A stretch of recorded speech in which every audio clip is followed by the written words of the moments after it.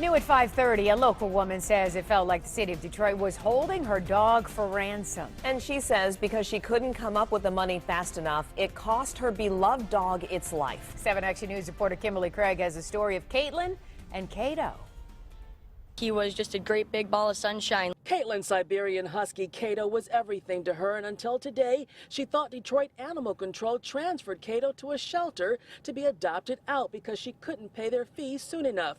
But today, the city of Detroit telling Action News that Cato was euthanized. They say Caitlin had 5 weeks to pay what she owed, and she didn't. I was pretty much begging him, like, listen, I don't get paid for another 2 weeks. Like, I tried to borrow money, but it still wasn't enough. Caitlin is coming forward with her story in hopes of seeing change at Detroit Animal Control. For over 2 months now, rescue groups have been pleading with the city of Detroit to let them in to help care for the dogs and cats and transfer out adoptable ones before they're euthanized. City officials say they're still working on getting a process in place and working on changing their cash-only policy, a policy that had Caitlin scrambling last October when Cato and her German Shepherd Piper accidentally got out of their fenced-in yard. Detroit Animal Control seized them and vaccinated them, but after a couple weeks, Caitlin could only get enough money together to get Piper out, and she says she desperately tried to save the rest of the money to get Cato too. They just held my dogs for ransom.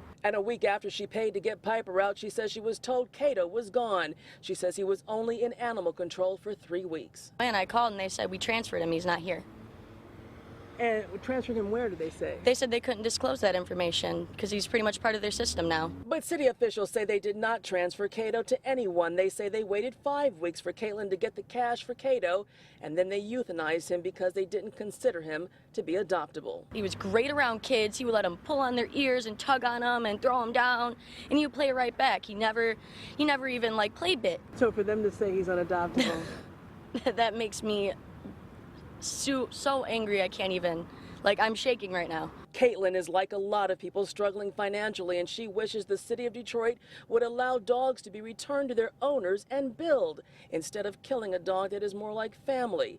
She says she loved Cato and just needed some help. And I couldn't see why they couldn't like release him to me if they couldn't hold him and then send me some bills like from the city. Like, that's something you can't ignore.